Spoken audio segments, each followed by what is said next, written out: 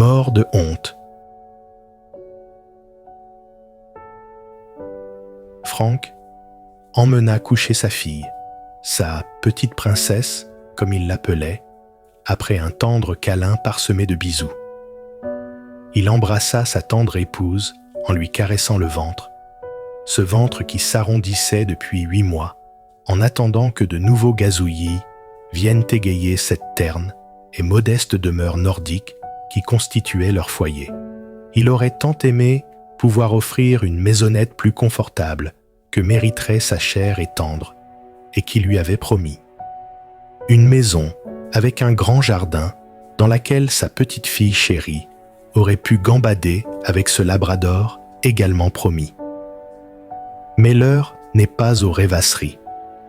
Il doit se dépêcher de prendre la route, de peur d'être en retard à son service à l'usine. Et ce n'est certes pas le moment d'ajouter du stress à sa chair et tendre dans sa situation. Il remit un demi-seau de charbon dans le poêle et il prend la route. Il se presse, se dépêche de prendre la route pour aller nulle part. Ou si, plutôt devant cette usine qu'il avait licenciée 6 mois plus tôt. Juste après que son épouse lui ait annoncé l'heureux événement qui fit qu'il n'eut pas la force de lui avouer cette perte d'emploi qui, dans cette région sinistrée, économiquement, représente un drame absolu. Alors il a attendu le bon moment pour lui dire ce moment. Ce bon moment qui ne vint jamais.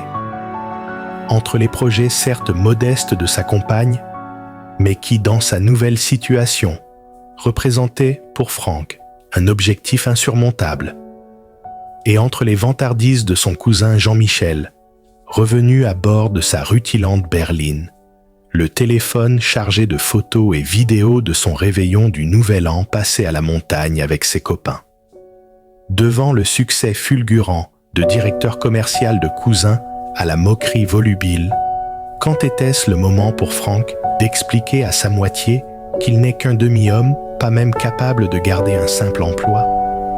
Alors, il a menti.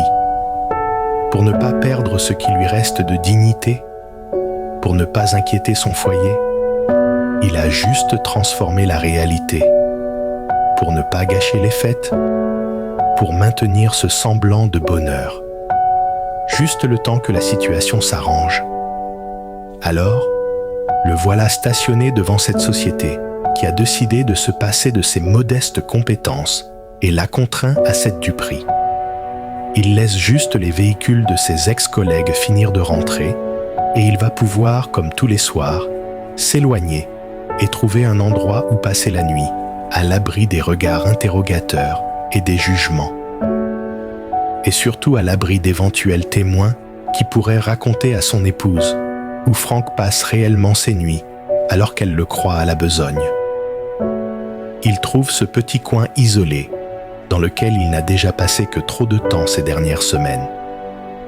Il coupe le moteur, il restera ainsi immobile jusqu'au petit matin où des passants découvriront son corps dont la froideur de cette vie aura eu raison.